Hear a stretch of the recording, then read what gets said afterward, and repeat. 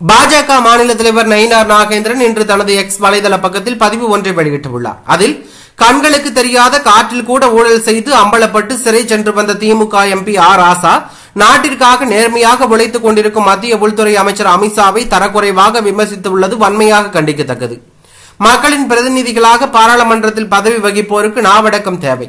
R ராசா அவர்களே, உங்கள் கட்சியின் ஆபாச பேச்சாளர்கள் போல கைத்தட்டலுக்காக எதையாவது உளறுவது ஆபத்தானது. கடந்த சில தினங்களாக பயங்கரவாதிகளின் புகலிடமாக தமிழகம் மாறியதற்கு முழுமுதற் காரணம் உங்கள் திராவிட மாடல் அரசு.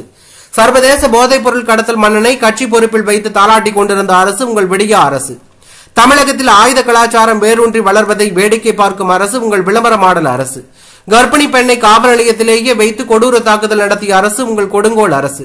இப்படி பொதுமக்களின் பாதுகாப்பை முழுவதுமாக அடகு வைத்த நீங்கள் இந்தியா என்ற மாபெரும் ஜனநாயக நாட்டின் பாதுகாப்பை மொத்தமாக கட்டிக்காக்கும் மத்திய உள்துறை அமைச்சரை பற்றி பேச என்ன தகுதி இருக்கிறது?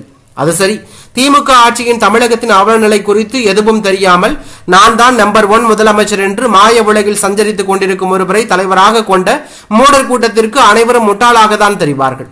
மஞ்சள் காமாலைக்காரர் கண்களுக்கு அத்தனையும் மஞ்சளாக தெரிவது போல உங்கள் கீழ்த்தரமான ஆணவமிக்க அரசியல் நாகரிகமற்ற பேச்சுக்களுக்கு தமிழக மக்கள் உங்களை 2026க்கு பிறகு அரசியலை விட்டு துரத்தி விடுவது உறுதி என்று தெரிவித்துள்ளது பரபரப்பையும் அதிர்ச்சியும் ஏற்படுத்தியுள்ளது.